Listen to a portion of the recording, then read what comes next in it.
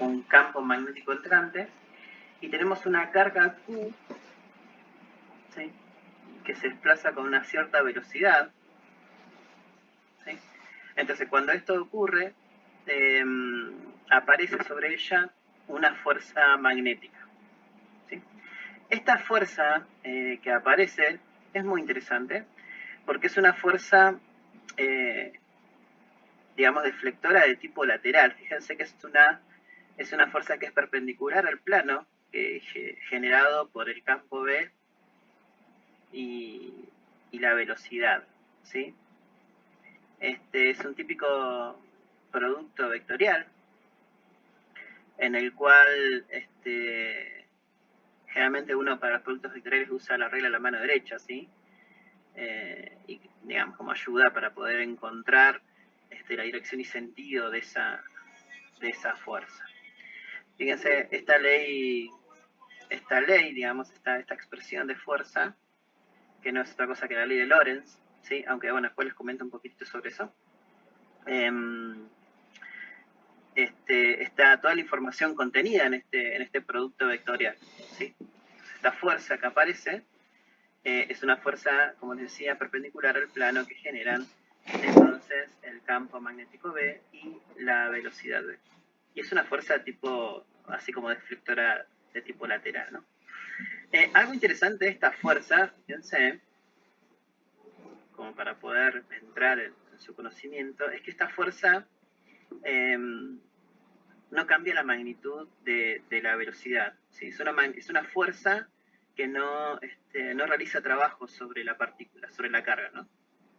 La fuerza es perpendicular a B, perpendicular a su vector de desplazamiento, ¿no? Entonces no hay trabajo sobre esta partícula.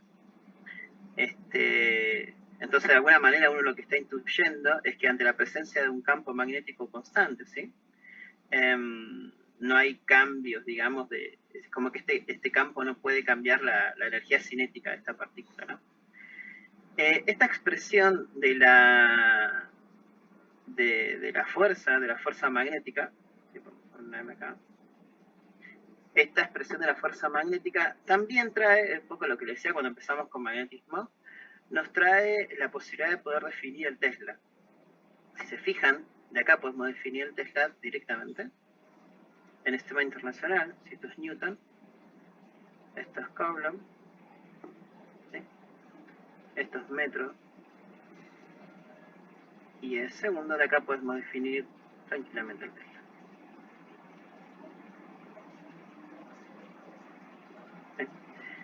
¿Se acuerdan que podíamos haberlo definido de una manera indirecta a través de la unidad del flujo? Pero acá directamente nos queda que un Tesla, ¿sí?, es un Newton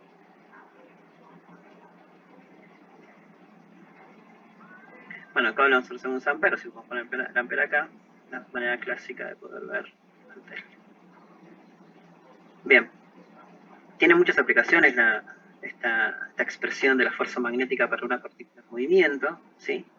Y entre ellas es esto que, por este dibujito que está acá, este esquemita, es muy interesante este esquema, porque lo que se ve acá es que tenemos una partícula que ingresa a una zona en la que se encuentra un cierto campo magnético entrante, ¿sí?, y esta fuerza deflectora, ¿sí?, lo que hace es ir actuando, ¿sí?, o sea, aparece esta fuerza, y esa fuerza tiene esta dirección, ¿no? Entonces lo va a ir deflectando, intuyendo que la trayectoria que se ve visualizada, ¿sí?, es una trayectoria de tipo circular, ¿no?, como uno lo podía prever. Entonces, si uno plantea esa fuerza, ¿sí?, y en este caso como la velocidad es perpendicular al campo magnético, ¿sí?, uno hace directamente la fuerza como carga, directamente QV por B, dado que en el módulo, ¿sí?, esto es el módulo de esto por el módulo del campo, por el seno del ángulo. Si el seno es de 90 grados, directamente estamos hablando de la fuerza máxima que podemos tener. Si esto es masa por aceleración, directamente lo sacamos de ahí, vamos jugando un poquito. ¿Sí? Podemos mostrar y calcular ¿no? Si esto es m, ¿no?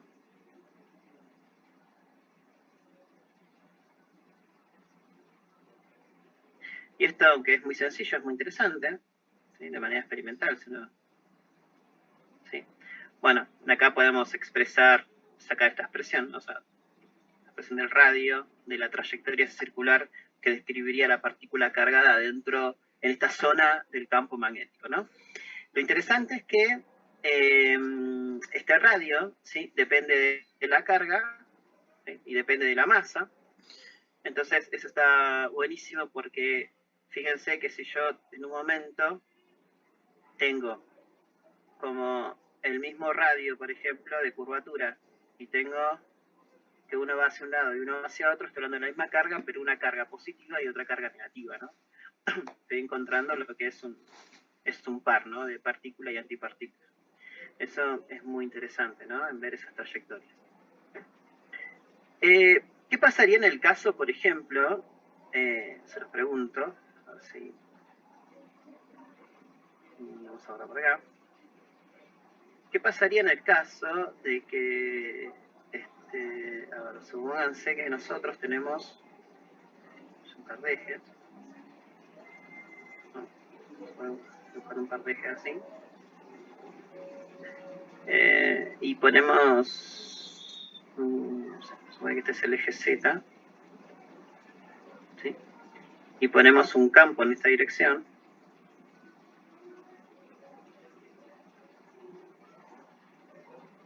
de manera tal que B se encuentre en Z. Pero ahora la partícula, ¿sí?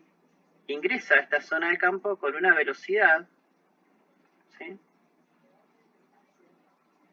Una velocidad que no está directamente en el plano X, ¿sí? O no tiene una dirección X, una dirección Y, sino que puede estar en cualquier dirección. ¿Qué tipo de trayectoria seguiría esa partícula? ¿Una espiral puede ser? Exacto. Pues uno lo que tendría que hacer es descomponer directamente la velocidad, y si la descomponemos en los ejes X e Y, eso estamos en condición de perpendicularidad al vector B. De esa manera vamos desarrollando la trayectoria circular, y con el B que tenemos con la otra velocidad en el eje, o sea, la componente que tenemos en Z, lo que va a hacer es producir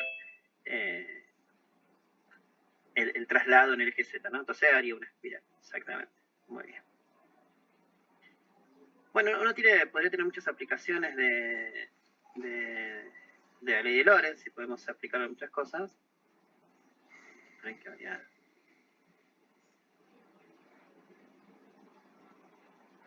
¿Sí? Y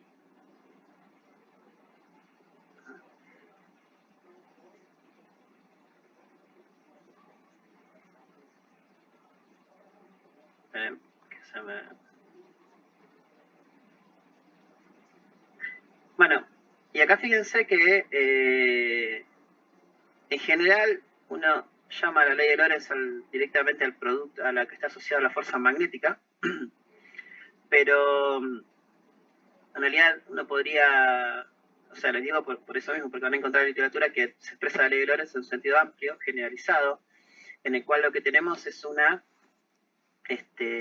partícula que interactúa con un campo eléctrico y un campo magnético, ¿sí? Si eso ocurre, aparece sobre ella una fuerza que va a estar dada por la suma vectorial de la parte eléctrica y la parte magnética, ¿no? Entonces, si tenemos un punto del espacio donde tenemos ambos campos y sobre él colocamos una carga que tiene que estar en movimiento, sobre ella aparecerá una fuerza, y esa fuerza es la suma de las dos componentes. Notar una cosa interesante, y cuál es que cuando hablamos de fuerza eléctrica, hablamos de una carga que podría estar no distinguimos entre el movimiento y el reposo, va a aparecer una fuerza eléctrica. Y en el caso de la fuerza magnética, requerimos de que haya movimiento, ¿sí? Si la partícula está en movimiento, sobre ella no aparece la fuerza magnética. Esto que está acá abajo, ¿sí? Eso lo van a encontrar después, lo pueden leer con más detalle en el libro. Van a haber muchos casos en los que podemos tener este tipo de experimentos, si queremos ver así, en el cual tenemos lo que uno llama, en la jerga, podemos decir, una zona de campo eléctrico y campos magnéticos cruzados, ¿no? Cuando eso ocurre, sí, que tenemos los campos cruzados, fíjense que tenemos una partícula cargada, positiva, que se mueve en esta dirección, dada por esta velocidad v. Sobre ella aparece y un campo que va hacia arriba, digamos, en el sentido de la I positiva, como se observa. Obviamente la fuerza eléctrica apunta para arriba, la fuerza magnética, en este caso, apunta hacia abajo, y podemos encontrar esta condición en la igualdad de la fuerza eléctrica con la fuerza magnética. Si igualamos la fuerza eléctrica a la fuerza magnética, encontramos una expresión para la velocidad de esa partícula independiente de la masa y de la carga, ¿no? Solo dependiente del campo eléctrico y del campo magnético. Eso está buenísimo porque en general nos va a dar la posibilidad de hacer una especie de selector de velocidad. Es decir, todas aquellas, si tenemos una zona de campos eléctricos y magnéticos, podemos ver que aquellas que cumplen con esta condición de que del cociente E sobre B no se deflectarán, digamos, ¿no? Entonces, eso está bueno y podemos tener un gran selector de velocidades. Las otras se van a deflectar en el caso de que las fuerzas eléctricas o las fuerzas magnéticas, una sea más grande que la otra. Eso me parece interesante. Y así podemos tener como muchos ejemplitos. ¿Sí? Profe, no entendí lo último que dijo.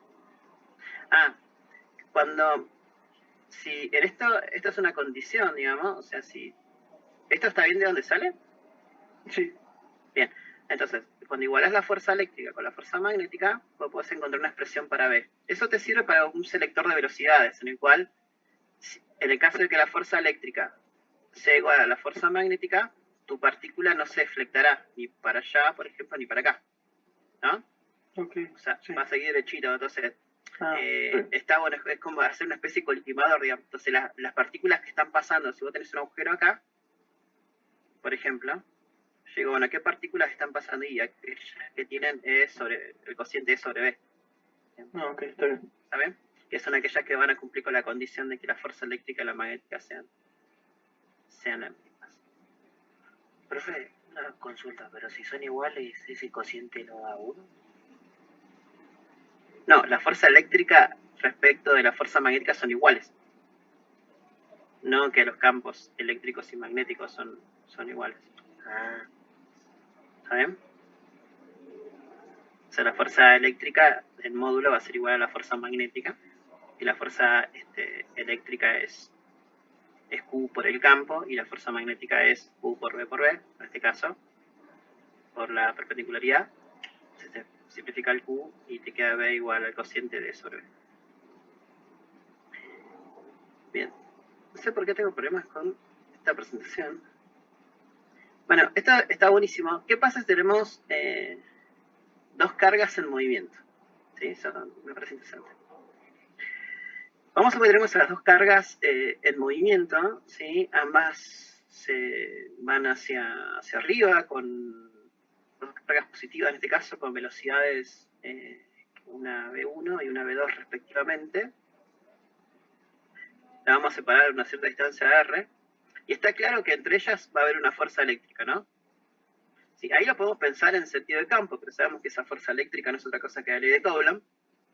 ¿Eso queda claro? Pero es exactamente en pensar en la idea del campo, digamos. Podemos pensar que esta carga 1 genera un campo en este punto, ¿sí?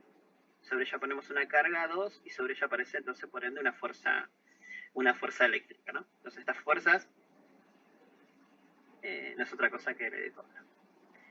¿Cómo podemos calcular la fuerza magnética, ¿no? Que va a aparecer sobre cada una de esas cargas? Bien, nosotros tenemos una expresión para eso, y eso es la ley de Lorentz, ¿no? O sea, pero tenemos que pensar un cachito ahí cómo es el campo magnético. Y bueno, eso claramente está dado porque esta carga, por ejemplo, si pensamos en la carga 1, la carga 1 desplazándose hacia arriba es pensar en una pseudocorriente, es una corriente que circula hacia arriba, digamos, ¿no? A medida que la carga se mueva hacia arriba, estoy pensando en una corriente eléctrica, ¿no? Entonces, esa corriente eléctrica me va a generar, ¿sí?, en estos puntos, ¿sí?, a medida que la carga se mueva, un campo magnético. En especial, ¿sí?, en este punto P, por ejemplo, en el cual tengo la carga Q2. ¿Sí? ¿Cómo es el campo generado ahí en Q2? Digo, ¿entrante o saliente? Para si usó la mano de la mano derecha, sería saliente. Q1. Ah, saliente en Q1 y entrante en Q2. ¿Está bien? Sí. O sea, esa es pensar así, ¿no? En una corriente I que va así, ¿no? Claro, Tuki. Y después... Esa origina en Q2 acá una cruz, ¿no? No la quiero poner solapada, pero se entiende que es una cruz. Sí. ¿Sí? Entonces, sobre este punto es saliente, digamos, ¿no? ¿Alguna duda? Esta que está acá, digamos, a este le podemos llamar, por ejemplo, B1. Vamos a llamarle a este B1. ¿Por qué B1? Porque es el que origina Q1. Y a este le podemos llamar B2, porque es el que origina el movimiento de Q2. ¿Sí? O sea, esa pseudocorriente. ¿Está bien? ¿A qué es igual B1? ¿No? Si queremos... ¿a qué es igual B1? A ver. Calculemos. Va a ser... por ejemplo, B1, ¿no? Si aplicamos... ¿Qué ley podemos aplicar ahí para calcularlo? No cualquiera, ¿no? Pero... Estamos hablando de Lorentz. A ver. No tengo anotadito.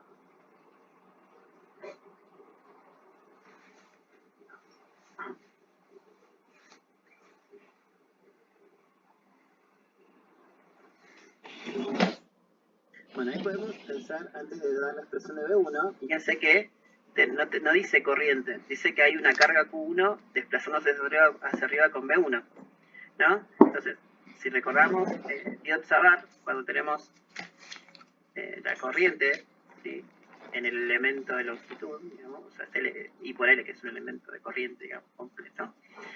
Fíjense que esto es coulomb por segundo y esto es metros, ¿sí? O sea, podemos pensar que esto podría ser nuestra carga que se desplaza por unidad de tiempo por la velocidad, digamos, ¿no?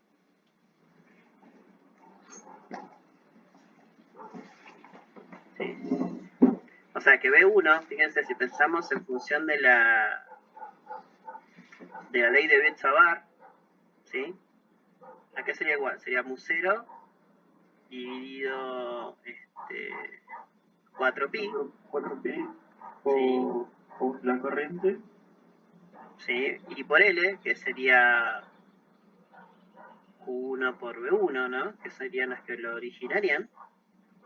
¿Sí? Q1, B1, sí. Dividido R cuadrado. ¿Está bien? Sí, la extensión central. Eso. Entonces podemos escribirlo, si no olvidamos. mu0 dividido 4pi. Como siempre yo lo estoy haciendo con ustedes para irlo pensando, ¿no? Entonces sería I por L sería Q1, ¿no? por B1. Por B1 sobre R cuadrado. Eso.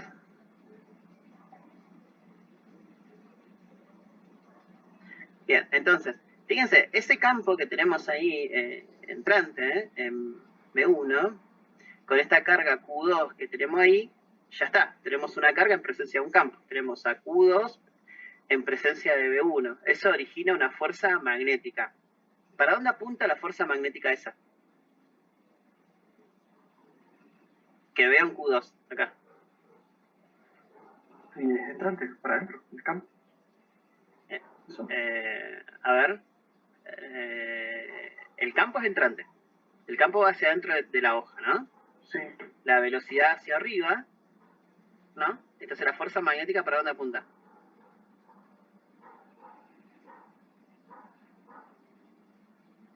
Apuntaría para acá, ¿no? Esa sería la fuerza magnética. Ah, porque, claro, los dedos son el campo. Sí, con la mano acá haciendo malabares. Claro, pero tu dedo índice sería la velocidad. Y después la línea de campo son los dedos. Claro. Sí, tu dedo mayor sería el campo y tu dedo pulgar sería tu fuerza, digamos, ¿no? Sí. Bueno, entonces, esa fuerza, tenemos ahí esa fuerza magnética, ¿no? Ahora sí, a través de Lorentz, la podemos calcular, es el módulo de esa fuerza, porque al hacer que la velocidad con el campo sean perpendiculares, estamos pensando en QB vectorial B por el seno del ángulo, el seno de 90 grados me da 1, entonces directamente sería multiplicar todo esto, ¿no? Sería acá, para no escribirlo tanto sería B1, ¿sí? Por Q2 por B2. ¿Está bien? Esa sería la fuerza magnética sobre Q2. Bueno, se los dejo a usted ahora, pero fíjense, si haríamos el mismo caso, o sea, haríamos lo mismo ahora, pero parados en Q1. En Q1 el campo es saliente, ¿sí? Entonces, como es saliente el campo, la fuerza magnética apunta hacia para acá, ¿no? En verde ahí. ¿Y cuánto daría? No haría falta hacer mucha cuenta, pero si calculamos este B2 originado por Q2, nos va a dar medio parecido, pero en vez de Q1 y B1, iría Q2 por B2, digamos, ¿no? Y luego multiplicaríamos por Q1 por B1, o sea que nos daría lo mismo, y eso estaría bien, ¿no? Porque serían pares acción y reacción, digamos, ¿no? Bueno, ahí les dejo para que terminen ustedes de analizar este caso. En función bueno, ahí estaban las cosas de aplicaciones, si lo queremos ver así. Saben que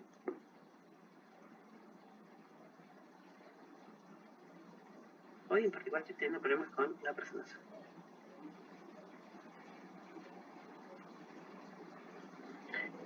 Tenemos un experimento, una aplicación muy, muy interesante, y es lo que uno llama el efecto de Hall, ¿sí? El efecto de Hall, ahí no hay nada, así que vamos a hacer todo ahora cuenta. Es un experimento que está buenísimo para poder ver, ver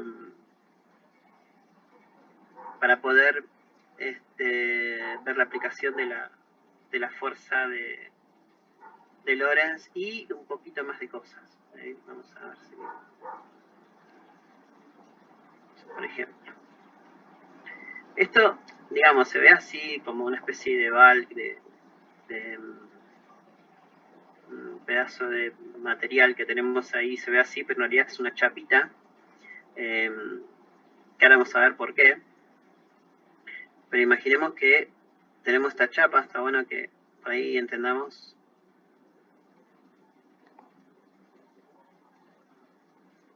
Vamos a tomar un tiempito a hacer bien las cosas acá porque me parece que eso es lo fundamental de entender Hall.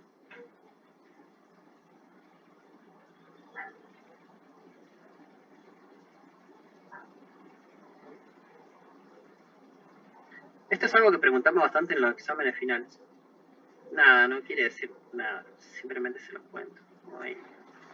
No sé qué sería una jaula como chapa, Sería una chapita de un cierto material.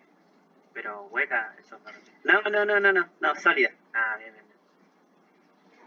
Sí, es que uno dice cosas a veces, por ejemplo, la chapa para hacer Hall, ¿viste? Se pone así medio... Bueno, en primer lugar, lo que vamos a hacer es inyectarle a esta chapa, ¿sí? Le vamos a meter una corriente eléctrica, ¿sí? Entonces, cuando le metemos una corriente eléctrica, por ejemplo, así, ¿sí? Podemos pensar que sobre esta sección que está acá, toda esta sección, ¿no? Tenemos el ingreso de J, ¿no? Entonces, de la ley de Ohm, ¿sí? Recordemos que J, ¿con quién estaba relacionado J?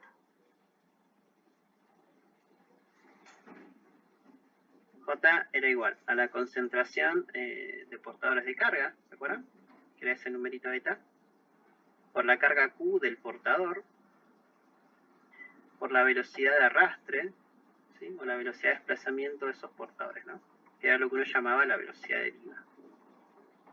Velocidad de deriva, velocidad de arrastre, velocidad de desplazamiento, ¿sí? Bien. Ya me estoy tomando un mate mientras. Entonces, vamos a suponer que nosotros, para este problema, consideramos un portador positivo, ¿no? Nosotros tenemos un portador positivo de carga Q positiva, ¿no? Acá.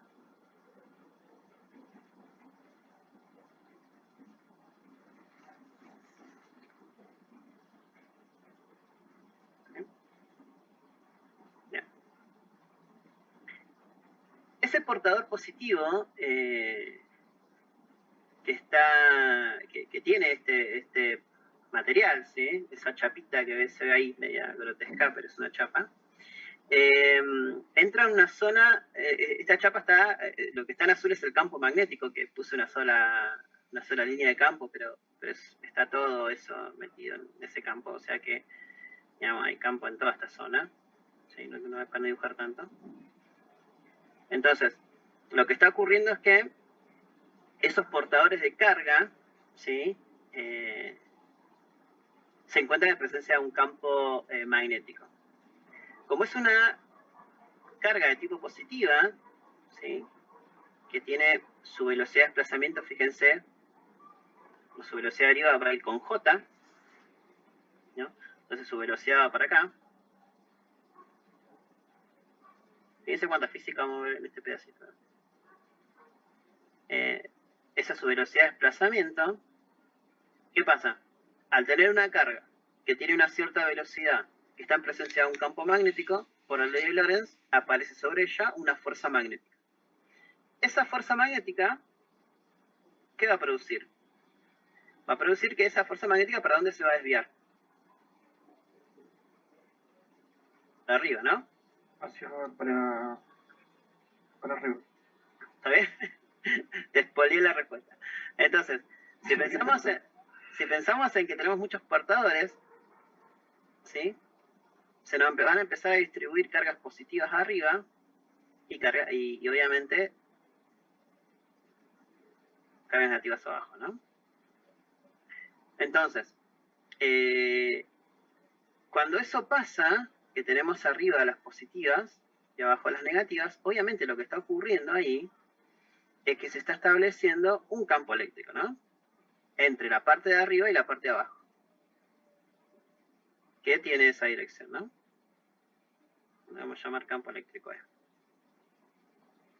sea, profe, las cargas eléctricas, por la fuerza esa que es para arriba, se van para arriba y queda una... Claro, como tenés una combinación de cargas positivas arriba de la chapa y por ende los agujeros se van a un lado y la carga del otro signo hacia el otro. Entonces se induce entre la parte superior y la parte inferior de la plaquita un campo eléctrico. ¿Está bien? Bien, sigamos. Entonces, ahora lo interesante, vamos a ponerle acá a esta plaquita, le vamos a poner que tiene cierta altura H, ¿sí? Y acá vamos a poner que tiene un cierto espesor A. ¿Sí? Por ejemplo. Bueno, como ya hemos dicho, la fuerza magnética, en este caso, obviamente puse a propósito el campo de esa manera, bien alineadito, cosa que me quede perpendicular. Entonces el módulo de la fuerza magnética, ¿sí?, no va a ser otra cosa que la carga de mi portador por su velocidad, que va a ser la velocidad de deriva, o la velocidad de arrastre, o la velocidad de desplazamiento, por el campo magnético, ¿no? Y por otro lado también sabemos que la fuerza eléctrica que va a aparecer sobre esos portadores, ¿por qué va a aparecer una fuerza eléctrica? Porque se establece un campo eléctrico, ¿no?, entre la parte superior y la parte inferior de la placa, digamos. Entonces nos va a aparecer una fuerza eléctrica que no va a ser otra cosa que el campo por la carga. ¿Sí? Entonces, y que ya también hemos visto que en el caso de que podamos, en el caso de la igualdad de la fuerza magnética con la fuerza eléctrica, en el equilibrio de ambas fuerzas, ¿sí?, en el equilibrio de ambas fuerzas, vamos a hacerlo así, que en el equilibrio de ambas fuerzas tenemos ese vector que nos daba que el campo E, ¿no?, va a ser igual a la velocidad, si igualamos la fuerza magnética con la fuerza eléctrica, la velocidad de desplazamiento por el campo. Bien, eso por un lado. Volvamos un cachito a la densidad de corriente, ¿sí? Esa densidad de corriente, ¿sí?, que tenemos ahí, vamos a trabajar un poquito más. Ese J, ¿sí?, lo puedo relacionar con la corriente I, ya voy trabajando en línea en expresión de módulo, digamos, ¿no? Esta densidad de corriente no es otra cosa que la corriente I dividido el área, digamos, ¿no? O sea, y esto todo despacito para que quede claro. O sea, vamos a decir I sobre A, ¿sí? Bueno, está bien, es igual a eta, que es la concentración de portadores de carga por la carga del portador, ¿sí?, por la velocidad de deriva. O sea que es exactamente lo mismo en pensar en un I. Disculpen que parece una C, no, pero es I. La corriente I, si esta área acá, es exactamente poner H por E, eta U, y la velocidad de deriva, ¿no? Con razón del mundo. Bien. Entonces, ahora viene lo interesante, ¿sí? Vamos a tener en cuenta esto. Y vamos a tener en cuenta esto que está acá. ¿Por qué no termina lo genial de este efecto de Hall? O uno lo que llama mejor, ¿sí?, la medición del voltaje de Hall. Porque entre los extremos o sea, en la parte superior y la parte inferior de la placa, ¿sí?, se establece ese campo eléctrico, entonces yo puedo enchufar entre la parte superior y la parte inferior, ¿sí?, metemos un voltímetro, por ejemplo, para medir ese voltaje de Hall. Está buenísimo, ¿eh? Entonces, si hacemos eso, el voltaje de Hall va a estar íntimamente, obviamente, relacionado con el campo eléctrico que se establece entre la parte superior y la parte inferior, SE.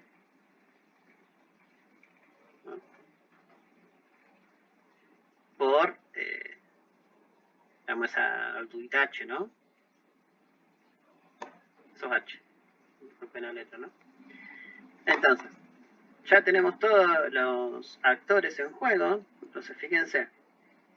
Directamente, nada, donde dice E, podemos venir con BD y meter, nos queda BD por la velocidad de desplazamiento por el campo por H. ¿Sí?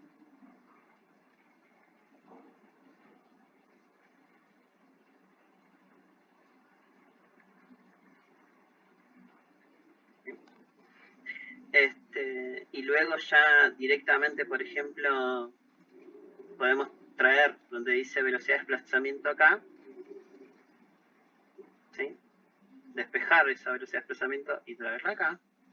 Si hacemos eso nos queda BH dividido de campo magnético por H, jugamos un poquito. ¿Qué más está faltando acá?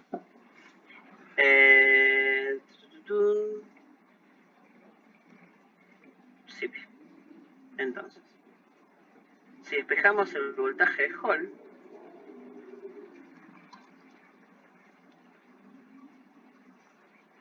eso que nos va a quedar igual. Bueno, quedaría ahí, fíjense. ¿Sí? Este B quedaría, y H también quedarían, ¿no? Vamos a escribir todo aquí ahí. Ayúdame con la cuenta porque me puedo equivocar. Y tenemos H y H que se van a simplificar. ¿Sí? Y nos queda entonces ese E que vemos acá es este, ¿no? Entonces se queda. Dibujar lo mejor que puedo. Nos queda eta y nos queda la carga. Y ahora dice bueno, ¿para qué sirve esto? Bueno. El voltaje de Hall nos queda la corriente, que la corriente es algo que podemos nosotros determinar antes, digamos, podemos meter un cierto valor de corriente en presencia de un campo, que también lo podemos determinar antes. Y fíjense que medir el voltaje de Hall nos va a quedar en función de la cantidad de portadores de carga. Nos queda en función de la concentración de portadores de carga. Recuerden que esa es un número, es una concentración, un número por unidad de volumen, ¿sí? Y nos queda la carga del portador y el espesor, que es esto que está acá. Entonces, primero que nada, el voltaje de Hall, fíjense, al tener el espesor acá dividiendo, se va a ver mejor, porque son números chiquitos, ¿no? Mientras el espesor sea más finito. Por eso es que uno habla de la chapa. ¿Sí? Uno habla de la chapita para hacer efectos Hall. ¿Sí? Son cosas finitas. Entonces, ¿qué nos da el de dato, de información física, el voltaje Hall? Primero que nada, como está enchufado, fíjense, el signo de esa diferencia de potencial va a depender de que si tengo los positivos arriba y los negativos abajo, ¿no? Entonces, quiere decir que sabiendo el signo del voltaje de Hall, voy a saber el signo de mi portador de carga. Es decir, hay elementos que son portadores mayoritarios negativos, ¿sí? Los electrones, y otros que tienen portadores mayoritarios los huecos, ¿sí? Entonces, sabiendo el signo del voltaje de Hall, voy a poder determinar el signo de mi portador de carga. Y no solamente eso, midiendo bien y sabiendo bien el numerito, voy a poder encontrar la concentración de portadores de carga. ¿Sí? Es un experimento, no sé qué les parece, pero está buenísimo. Profe, ¿y eso caracteriza el material? Claro, vos podés hacer una tablita, de hecho las hay, si buscas tablitas con concentración de portadores, ¿sí? Y vas haciendo una tablita y caracterizando el material. Sí, sí, está buenísimo. Bien. Después léanlo con detalle y vemos a mejor.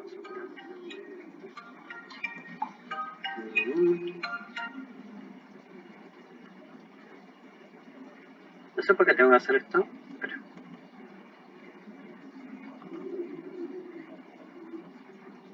Bueno, otra manera de expresar la ley de Lorentz, ¿sí? Común, también es en el caso de que nosotros tengamos un conductor, ¿sí?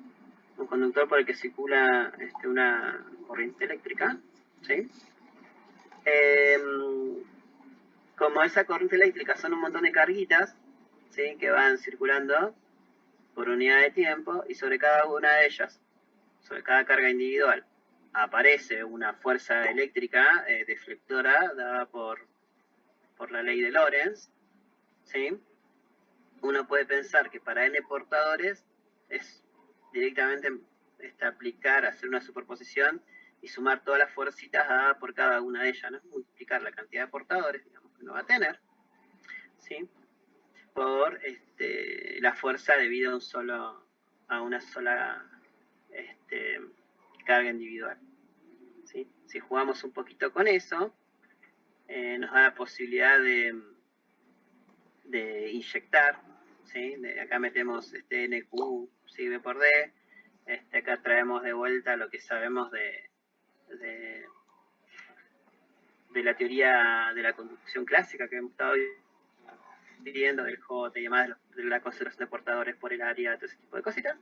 Puedo mostrar que la fuerza eléctrica, ¿sí? En el caso de una corriente eléctrica en el que vemos un conjunto de portadores de carga en presencia de un campo eléctrico, aparece una fuerza que es directamente, digamos, es la analogía de tenerlo en cuenta para una partícula, de tener una cantidad de partículas, ¿no? Entonces, lo que teníamos para una partícula individual, que era Q por la velocidad por el campo, se nos transforma en I por el vector L asociado, ¿sí? A al sentido de la corriente por el campo eléctrico, ¿no?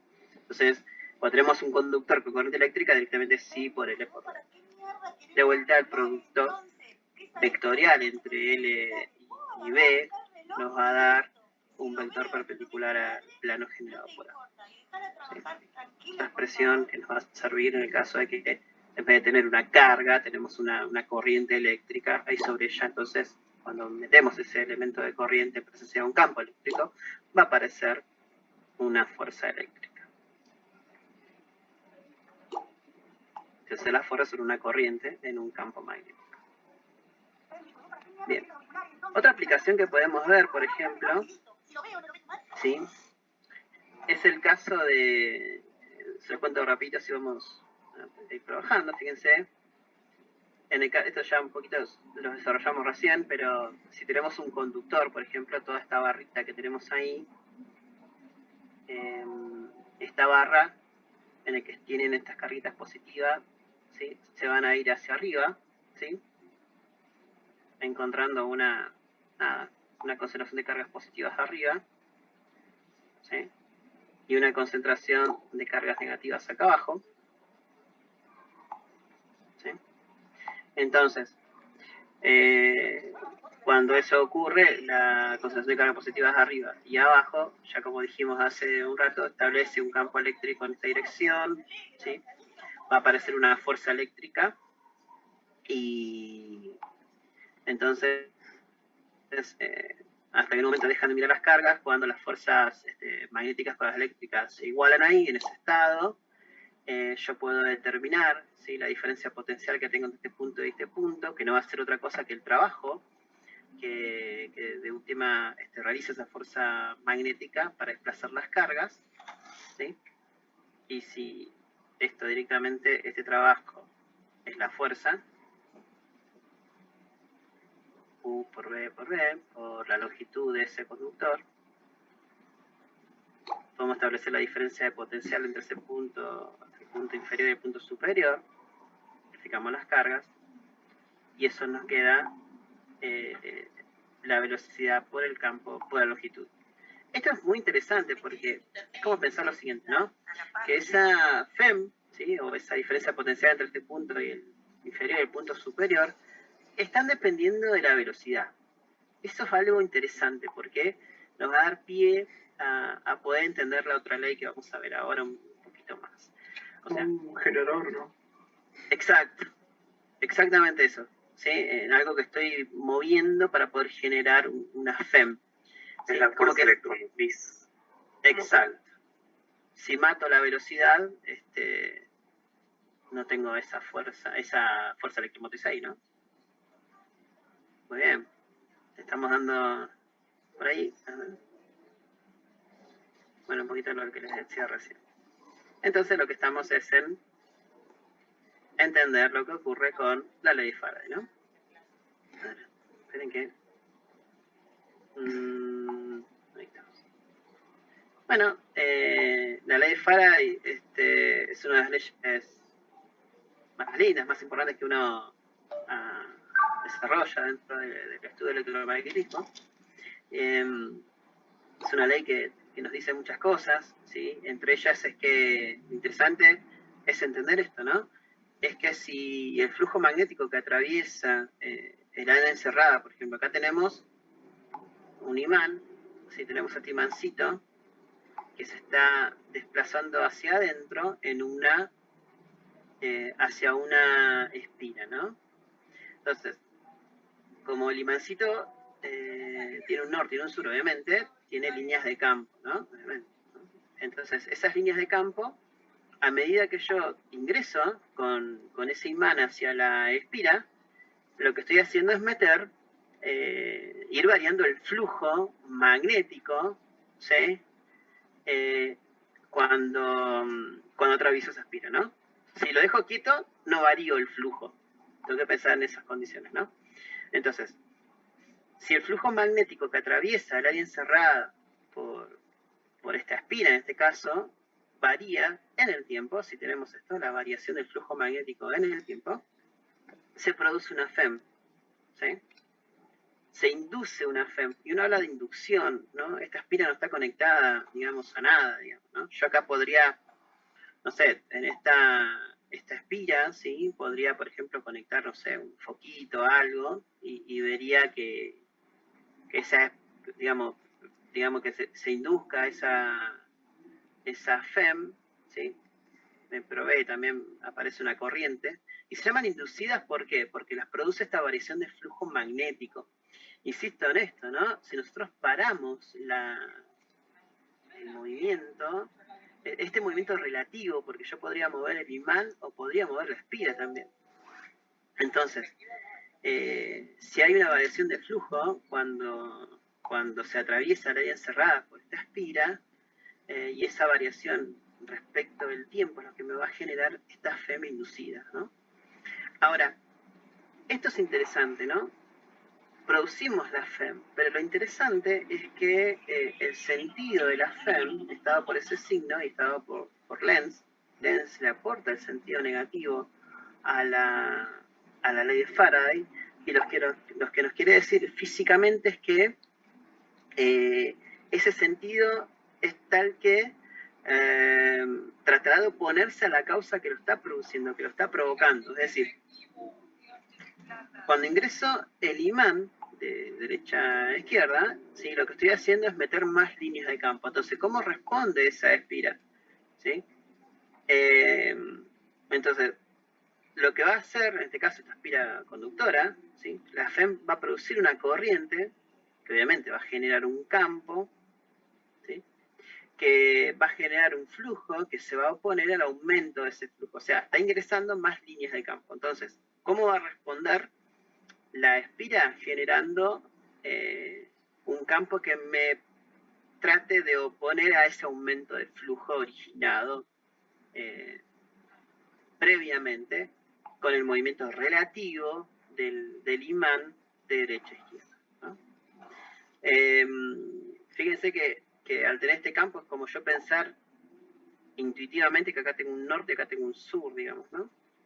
Sí. Obviamente tenemos que pensar en esto, ¿no? Si pensamos en energía, tenemos que pensar en lo siguiente, ¿no? Con la corriente, digamos, obviamente, si yo tengo esta espira en este conductor, ¿no?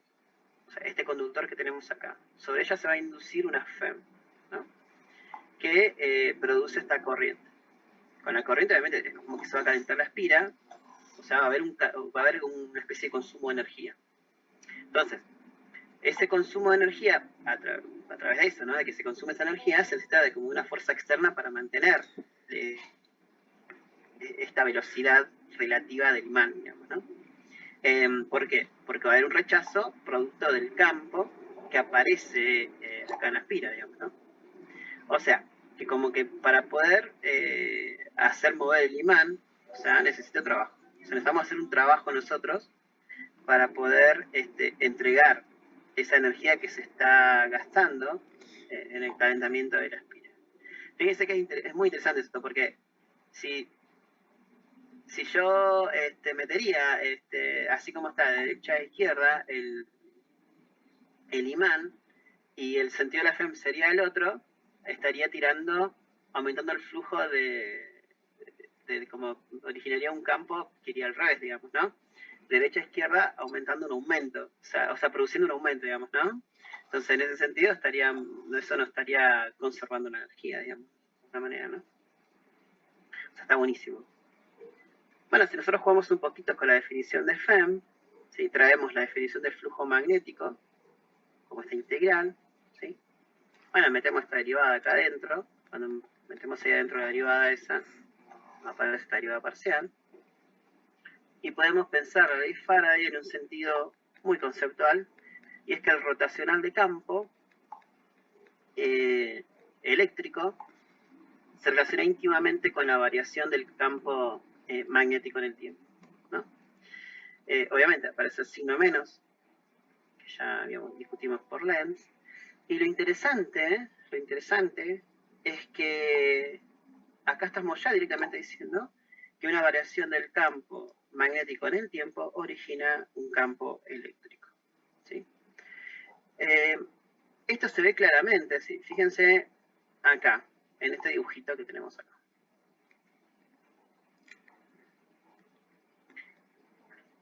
Sí, está claro que si no habría variación, en este caso tenemos líneas de campo, una zona de campo que va hacia adentro, las líneas entrantes, ¿no? Esas crucecitas que están ahí. Y en esta zona, delimitada por esa área, ¿sí? por este, digamos, lazo que tenemos acá, ¿saben? Tenemos un campo que tiene esa rotación de tipo antihorario. ¿Cómo es el campo magnético acá? ¿Cómo es el flujo magnético? ¿Qué está pasando con ese flujo? ¿Podría ser constante el campo magnético ahí? ¿O tendría que estar variando en el tiempo? Si no varía el tiempo, el diferencial sería 0. Claro, si no varía en el tiempo, acá tendrías un rotacional igual a 0, ¿no? O sea que tiene que variar, perfecto. Ahora, podría variarte de dos maneras en principio, ¿no? Una podría ser ir metiendo más crucecitas a medida que pasa el tiempo, y la otra sería... dando la intensidad. Claro, y la otra sería apagando crucecitas, ¿no? Ah, ok. ¿Qué está pasando? ¿Está aumentando crucecitas o apagando crucecitas? Y si aumenta el campo, está aumentando cruces. ¿Sí? A ver, ¿se entiende? ¿Cómo es el campo eléctrico originado? El campo eléctrico originado tiene ese sentido antihorario, ¿no? Entonces, quiere decir que el flujo, o sea, el flujo debería ser creciente, ¿no? O sea, debería ir aumentando cruces, está bien. Porque si yo voy aumentando más cruces, voy a inducir ese campo de manera tal que se oponga a la causa que lo provoca, que es el aumento de las cruces, digamos, ¿no? Entonces, son ortogonales. Sí, por supuesto, eso se ve directamente de la ley, ¿no? De hecho, vos podés dar la dirección y sentido de B, y ahí aplicando rotacional podemos calcular la dirección y el sentido del campo eléctrico, ¿no? De verdad. ¿No? Pero bueno, era eso, era decir, bueno, el hecho de que este campo inducido, está bueno llamar a estos campos como campos inducidos, ¿sí? Lo que está pasando ahí, entonces es que están aumentando está aumentando el campo magnético en el tiempo, ¿no? Entonces eso lo que va a hacer es originar ese campo, que ese campo va a tener este sentido que se opone a esta causa que lo está provocando, ¿no? ¿Qué quiere hacer este campo eléctrico? Pensémoslo así, ¿no? Dándole entidad. Ese campo eléctrico va a querer originar una corriente. Si fuese, por ejemplo, si acá en esta trayectoria circular habría un conductor, ¿no? Y habría una corriente eléctrica, vamos a pensarlo así, de originar un campo que nos golpee, digamos, nosotros, ¿no? Saliente, tal de atacar quien lo provoca, que es el aumento del campo entrante, digamos, ¿no? Es una cosa muy interesante. Por ejemplo, fíjense cómo acá lo podemos ver claramente, tienen algunos ejercicios ustedes para desarrollarlo. A ver, un segundo por ahí. ¿Qué está pasando ahí, por ejemplo? ¿Qué se ve en esa figurita? O sea, yo tengo una especie tengo una espirita. El movimiento de la espira está cambiando el campo que lo atraviesa. Exacto, digamos, ¿no? O sea, tenemos una espira que es como rectangular, ¿no? Y estamos enganchando algo y se está moviendo de izquierda a derecha, ¿no? Cuando eso ocurre, ¿qué pasa a través de la espira? Ahí se ve claramente. O sea, en un principio está acá, pero en otro principio podría estar por acá, por ejemplo, en otro estado, más acá, ¿no? Entonces, antes tiene más cruces que la atraviesan y después tienen menos cruces, digamos, ¿no? O sea que sobre ella se está variando el flujo, ¿no? Varía el flujo magnético. Entonces, si el flujo magnético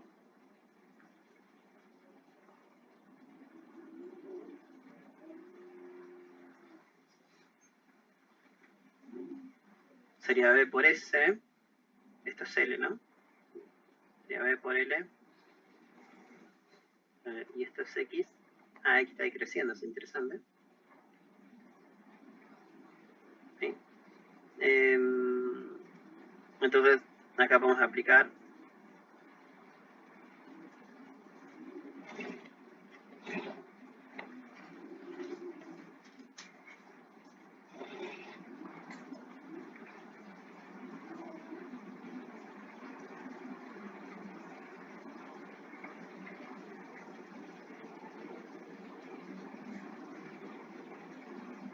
¿sí?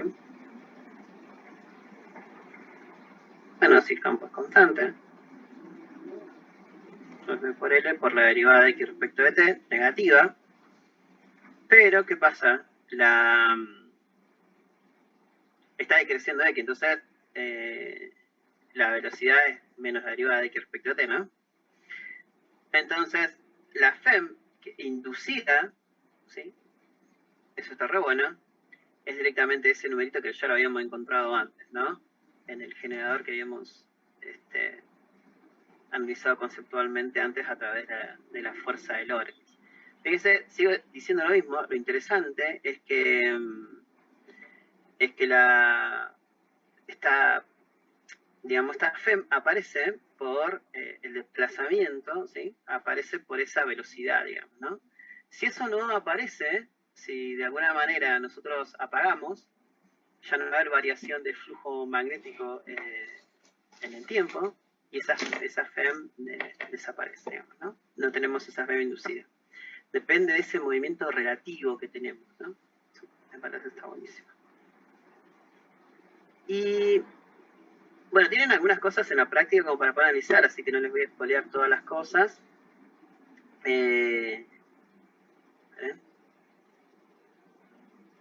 No vamos a decir todo tampoco, no es una clase teórica en sí misma, sino simplemente son algunas cuestiones que van a encontrar ustedes. Pero fíjense, como última aplicación, podemos ver qué ocurre. En este caso no pusimos un imancito, sino pusimos un solenoide, ¿sí? Se ve ahí. Acá. Este solenoide tiene todo este enrollamiento que está acá. Todo este enrollamiento que está acá, ¿sí? Entonces, a través de esta corriente eléctrica, generamos este campo magnético. Entonces, ingresa línea de campo y acá tenemos una espira. ¿Sí? O sea, está todo en corte, digamos, ¿no? Entonces, esa línea de campo ingresa en la espira, ¿sí? Y como ponemos a girar esta espira, con esa velocidad angular, con omega, lo ponemos a girar ahí, lo que está ocurriendo es que a medida que esto gira, la superficie expuesta a la línea de campo va variando, ¿no? Entonces, si esto gira así, al principio había un área expuesta mayor, y luego va a haber un área expuesta menor, o sea que está disminuyendo la sección, y por ende el flujo magnético está disminuyendo, ¿no? Entonces, hay una variación de flujo, ¿sí? Estudiamos eso, el flujo magnético no va a ser otra cosa que ese campo que tenemos ahí, por la superficie, por el coseno del ángulo, ¿sí? Nada, sacamos la FEM inducida, la derivamos respecto de t, trabajamos un cachito, y ahí sacamos que esta FEM inducida va a depender del seno de omega t. Entonces esto es un generador y es una FEM que está alternada, ¿sí? Es un generador de corriente alterna. Lo interesante es ver el sentido de la FEM que se induce acá, ¿sí? Eso está buenísimo porque, fíjense, cuando esto empieza a girar para acá, ¿no? Lo que está haciendo es entrar menos líneas de campo, ¿no? A medida que yo lo voy girando. Entonces, como va entrando menos líneas de campo, nuestra espira va a responder de modo tal de tener un sentido entrante acá y saliente acá, esa FEM inducida, para que pueda generar una corriente de modo tal de generar un campo saliente, digamos, por así decirlo, si que lo ven así. ¿Por qué? Porque está disminuyendo el flujo magnético a medida que pasa el tiempo. Entonces me responde en el sentido contrario a la causa que lo está provocando, ¿no? Y eso me parece conceptualmente muy interesante.